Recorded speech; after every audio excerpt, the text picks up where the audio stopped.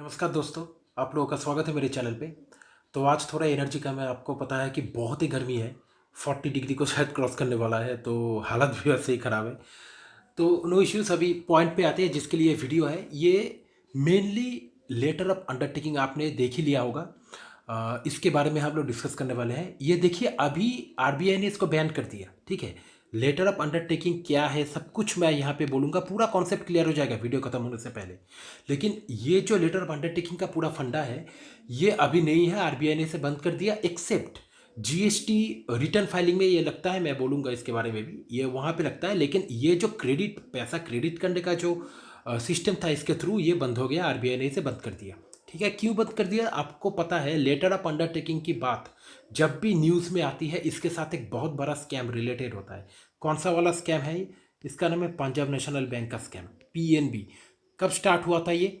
2011 के टाइम पे एक्चुअली इसका पहला मुहूर्त निकला था और ख़त्म होते होते 2017। इस टाइम तक, मतलब इतना पूरा लंबा 6 साल, 6 इयर्स के करीब ये चला था।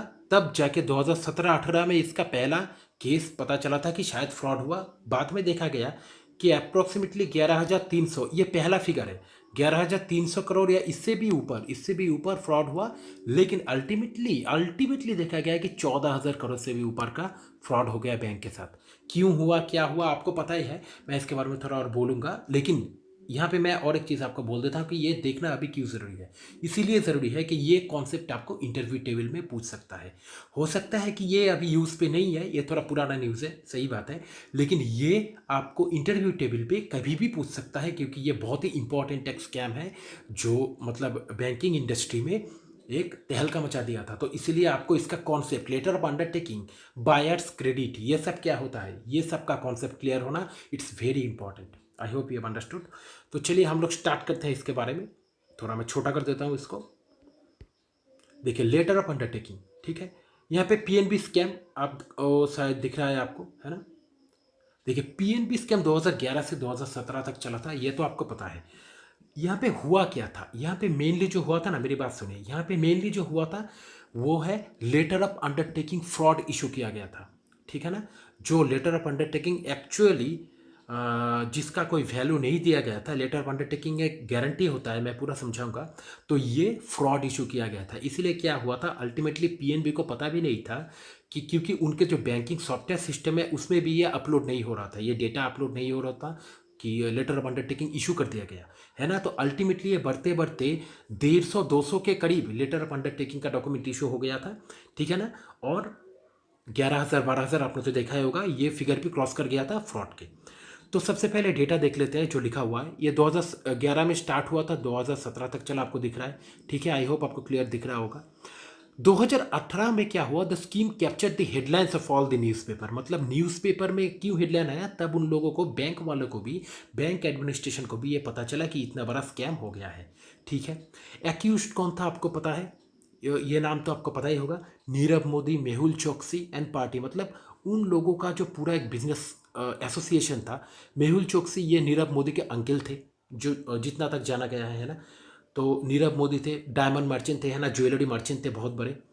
तो ये सब एक्यूज थे कि इन्होंने ही ये कंपनी चला के ये पूरा मतलब फ्रॉड स्कैम किया था, ठीक है ना। फ्रॉड अमाउंट 14,000 करोड़ क्रॉस कर गया था अल्टीमेटली, जो देखा गया था आपको पता है। तो हुआ क्या था, what happened in the PNB scam. देखिए, इसके लिए लेटर ऑफ अंडरटेकिंग समझना बहुत ज़रूरी है।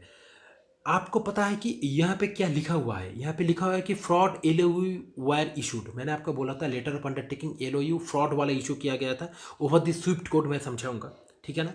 स्विफ्ट कोड होता है इंटरनेशनल ट्रांजैक्शन के लिए, इसके ओवर ये ट्रांजैक्शन हुआ था, ठीक है ना, for many years. And this transaction details are not recorded in the bank own system. मैंने अभी आपको बोला कि बैंक के सिस्टम पे ये कुछ रिकॉर्डेड नहीं हुआ था, ठीक है। Therefore the whole transaction went undetected. इतना 6 साल का पीरियड में ये पूरा ट्रांजैक्शन क्या हुआ था, अनडिटेक्टेड हो गया था, ठीक है। डिटेक्ट ही नहीं हुआ था, 2017 के बाद ये डिटेक्ट हुआ। तो अभी ये जो पूरा जो लेटर ऑफ अंडरटेकिंग का कॉन्सेप्ट ये है क्या। देखिए, ये कुछ भी नहीं है, ये होता है एक गारंटी। गारंटी का मतलब क्या होता है, देखिए समझ लीजिए, ये एक आदमी है जो इम्पोर्टर है। इम्पोर्टर मतलब जो बाहर से चीज़ें खरीदेगा, आपको पता है इम्पोर्टर, ये कौन है, इम्पोर्टर है। इम्पोर्टर है, ठीक है।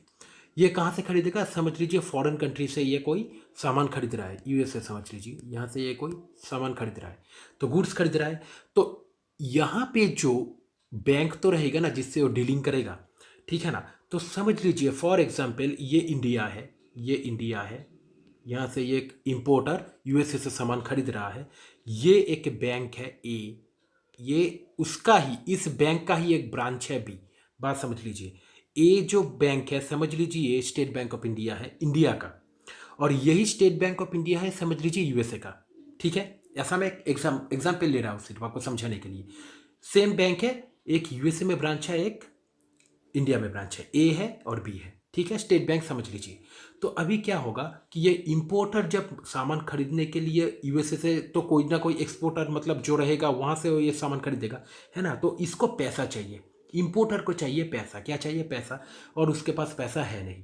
तो ये क्या करेगा, ये जो एक्सपोर्टर बैंक है ना बी, ये क्या है, एक्सपोर्टर बैंक है, इस बी बैंक से ये इंपोर्टर क्या करेगा, पैसा मांगेगा। बात समझिए ध्यान से, इंपोर्टर पैसा मांगेगा फॉरेन बैंक से, क्यों मांगेगा, क्योंकि उन लोगों को इंटरेस्ट थोड़ा कम लगता है, ठीक है। डोमेस्टिक बैंक मतलब इंडिया के बैंक से अगर वो लोन ले और फॉरेन के बैंक से अगर लोन ले, इससे फॉरेन से ज़्यादा फायदा होता है। इसीलिए ये जो इंपोर्टर है, ये इंपोर्टर क्या करेगा, ये जो बी वाला जो बैंक है जो यूएसए में है स्टेट बैंक का ब्रांच, इससे लोन मांगेगा, ठीक है।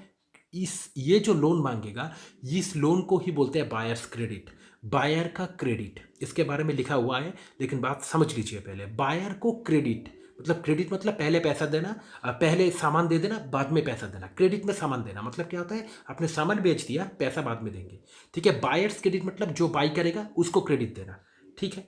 तो ये जो इंपोर्टर है ये बायर क्रेडिट लेगा फॉरेन ब्रांच से। अब फॉरेन ब्रांच तो एसबीआई में जो ये बी ब्रांच है, ये जो बी ब्रांच है, मैं तो क्लियर कर देता हूँ, ये रहा बी ब्रांच, ये रहा ए ब्रांच, ठीक है, ये रहा इंपोर्टर, ठीक है, ये रहा यूएसए।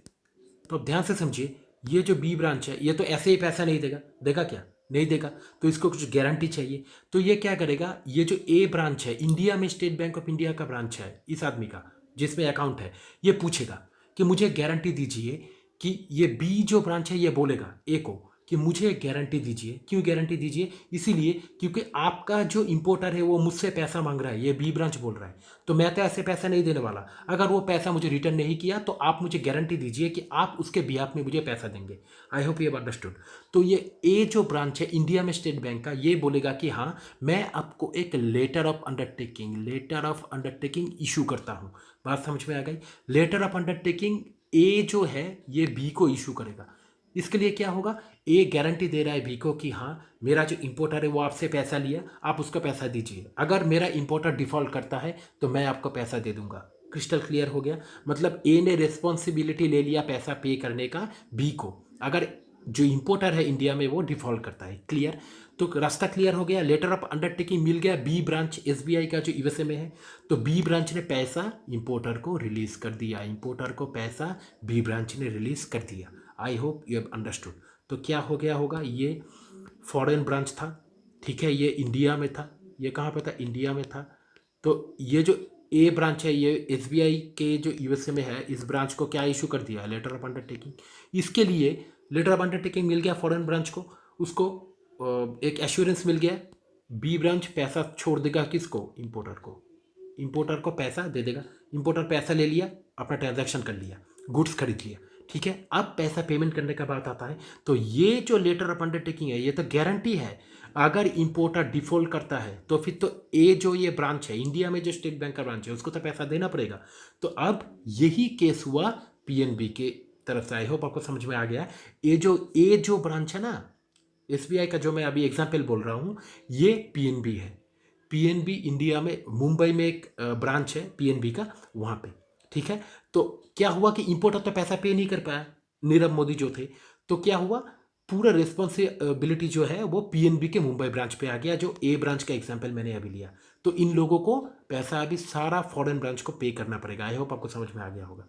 क्लियर, अभी देखते थोड़ा आगे देखिए, लेटर ऑफ अंडरटेकिंग का एक पिक्चर है, देखिए यहाँ पे, आप इसको ध्यान से समझिए, ठीक है ना, ध्यान से समझिए इसको।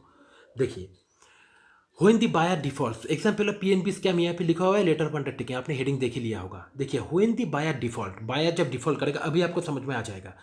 To make the payment. Buyer मतलब कौन है? इंपोर्टर, जो मैंने अभी बोला, वो अगर डिफॉल्ट करता है, डिफॉल्ट करने का मतलब ये होता है पेमेंट नहीं कर पाया, पेमेंट नहीं कर पाया वो, तो क्या होगा? तो उसके बिहाफ में तो जो ए बैंक अभी जो मैंने बोला, उस ए बैंक इंडिया के ब्रांच को तो पेमेंट करना पड़ेगा फॉरेन बैंक को, ठीक है ना। तो जब बायर डिफॉल्ट करेगा, it asks for a loan from the exporter bank, जिसको बायर क्रेडिट बोलते हैं। देखिए, बायर पहले डिफॉल्ट करता है, मतलब क्या है कि बायर अगर पैसा नहीं पे कर पाया, तब तो एक्सपोर्टर बैंक, फॉरेन में जो बैंक है, बी ब्रांच जो था, उससे तो पैसा मांगेगा। यही लिखा हुआ है, it asks for a loan from the exporter bank. Foreign में जो एसबीआई का ब्रांच है फॉर एग्जाम्पल, ठीक है, बी ब्रांच, उसको ही कहता है बायर क्रेडिट, क्योंकि बायर को क्रेडिट दे रहा है फॉरेन ब्रांच। क्लियर? तब क्या होगा? जो एक्सपोर्टर बैंक है ना, वो कांटेक्ट करेगा इंपोर्टर बैंक को। इंपोर्टर बैंक कौन सा है? ए ब्रांच, जो मैंने अभी लिया था ना, ए ब्रांच, इंडिया में स्टेट बैंक ऑफ इंडिया का ब्रांच एग्जाम्पल। तो वही उसके पास एक गारंटी मांगेगा, जो बी ब्रांच था फॉरेन में वो, ठीक है, वही लिखा हुआ है। एक्सपोर्टर ब्रांच जो था, बी ब्रांच, वो कांटेक्ट करेगा इंपोर्टर यानी कि जो ए है, ए बैंक को, and ask for a guarantee that if the buyer default, then the importer bank will pay on behalf of the buyer. मतलब क्या होगा? इंपोर्टर बैंक को बायर के बिहाफ में पे करना पड़ेगा, अगर इंपोर्टर पैसा पे नहीं कर पाया खुद तो। क्लियर? ये जो डॉक्यूमेंट है, ये जो डॉक्यूमेंट ऑफ गारंटी है, जो ए ब्रांच किसको पे करेगा? बी ब्रांच को, यूएसए में जो है, उस डॉक्यूमेंट को ऑफ गारंटी को ही हम बोलते हैं लेटर ऑफ अंडरटेकिंग। क्लियर? उसको लेटर ऑफ अंडरटेकिंग बोलते हैं। यही फ्रॉड हुआ था, यही फ्रॉड इशू किया गया था, एक के बाद एक, लेटर ऑफ अंडरटेकिंग। तो पीएनबी पे पूरा रिस्पॉन्सिबिलिटी आ गया कि फॉरेन को वो पैसा पे करे, फॉरेन ब्रांच को, फॉरेन बैंक को, और यही हो गया। ठीक है? इसके बाद क्या हुआ? देखिए, all these are international transaction, आपको पता है, ऑकरिंग थ्रू स्विफ्ट कोड। अभी क्या होता है कि देखिए, ये जो प्रोसेस हुआ था ना, ये पूरा प्रोसेस जब लेटर ऑफ अंडरटेकिंग पीएनबी ने इशू किया था, तब उसको बैंक के खुद के सॉफ्टवेयर में इंस्टॉल करना पड़ता है, उस डेटा को, उसको फिलअप नहीं किया गया था। उसके बदले में क्या हुआ था? स्विफ्ट कोड का इस्तेमाल किया गया था, और स्विफ्ट के थ्रू ही फॉरेन ब्रांच को इसका इंटीमेशन दे रहा था। स्विफ्ट कोड देखिए 8 से 11 अल्फा न्यूमेरिक डिजिट का होता है। इस कोड्स के, बैंकिंग कोड के बारे में अलग से लेसन में लाऊंगा बाद में, आपको पता चलेगा। स्विफ्ट बहुत इंपॉर्टेंट होता है सिर्फ इंटरनेशनल ट्रांजैक्शन के टाइम पे। इंटरनेशनल जब ट्रांजैक्शन होता है, तब बैंक के बीच में कम्युनिकेशन जो होता है, वो स्विफ्ट कोड के थ्रू होता है। स्विफ्ट का फुल फॉर्म होता है society for world wide interbank financial telecommunication. ठीक है? Society for world wide interbank financial telecommunication. I hope you have understood. ये आप याद कर लीजिए, बहुत ही इंपॉर्टेंट है।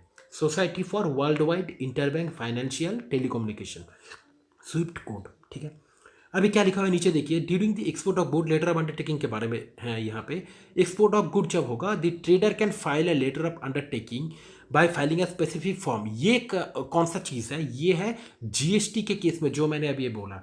नॉर्मली तो आरबीआई ने बैन कर दिया, लेकिन जीएसटी के रिटर्न फाइलिंग में अभी भी लेटर ऑफ अंडरटेकिंग का यूज़ है। क्यों? क्योंकि अगर आपने लेटर ऑफ अंडरटेकिंग का फॉर्म नहीं भरा जीएसटी के रिटर्न फाइल में अभी, तो क्या होता है कि आपको लॉन्ग प्रोसेस से गुजरना पड़ता है। देखिए यहाँ पे लिखा हुआ है, during the export of good the trader can file a letter of undertaking, मतलब फाइल कर सकते हैं, फिल कर सकते हैं letter of undertaking by filling a specific form if he wants to save himself from paying GST on export. मतलब कोई चीज़ export किया तो उस पर जीएसटी पे करना पड़ता है, आपको पता है। तो जीएसटी पे करने का जो बर्डन है, उससे बचने के लिए, उसका रिटर्न फाइल करने के लिए आप ये फॉर्म को फिलअप कर सकते हैं। ठीक है? इफ़ नॉट सो, अगर आपने नहीं किया, then first he will have to pay the GST, मतलब आपको पहले जीएसटी तो पे करना ही पड़ेगा, उसके बाद आप रिफंड क्लेम कर सकते हैं। लेकिन वो क्या होता है, हेक्टिक और टाइम कंज्यूमिंग प्रोसेस हो जाता है। इसीलिए ये रिटर्न फाइल कर देने से आपको उतना झमेला नहीं होता। ये अभी चल रहा है, अभी आप letter of undertaking GST return filing के लिए यूज़ कर सकते हैं, ये सेफ है। ठीक है? उसके बाद, उससे पहले तो मैंने आपको पहले एक और इंस्ट्रूमेंट पढ़ाया था, कौन सा वाला बोलिए? Letter of credit. ये भी बहुत सेफ इंस्ट्रूमेंट है। लेकिन लेटर ऑफ अंडरटेकिंग जो है, और एक है, वो है लेटर ऑफ कंफर्ट, इसके बाद में है। ये दोनों को आरबीआई ने टेम्पोररीली बैन कर दिया। ठीक है? बैन ही कर दिया एकदम। ये आप नहीं यूज़ कर सकते कोई क्रेडिट ट्रांजैक्शन के लिए। ठीक है? लेटर ऑफ कंफर्ट क्या होता है? एक ही टाइप का चीज़ होता है, लेकिन सिर्फ इसमें different branches of the same bank involve होते हैं। It involves the different branches of the same bank, इतना याद रखिए। जैसे एक ट्रांजैक्शन हो गया state bank of India India में, और एक है सिंगापुर में, तो दोनों के बीच में अगर कोई ट्रांजैक्शन होता है, तो इसमें लेटर ऑफ कंफर्ट का भी यूज़ होता है। लेटर ऑफ अंडरटेकिंग की तरह ही कुछ है, लेकिन थोड़ा बहुत अलग है, उतना ज़्यादा हम लोगों को जानने का ज़रूरत नहीं है। लेटर ऑफ अंडरटेकिंग ही मोस्ट इंपॉर्टेंट है। ठीक है? आई होप आपको समझ में आ गया होगा, कॉन्सेप्ट बहुत ही इंपॉर्टेंट है। ठीक है? आप बार बार देखिए वीडियो को, कोई भी प्रॉब्लम हो आप पूछिए ज़रूर, कॉमेंट कीजिए। Okay, thank you.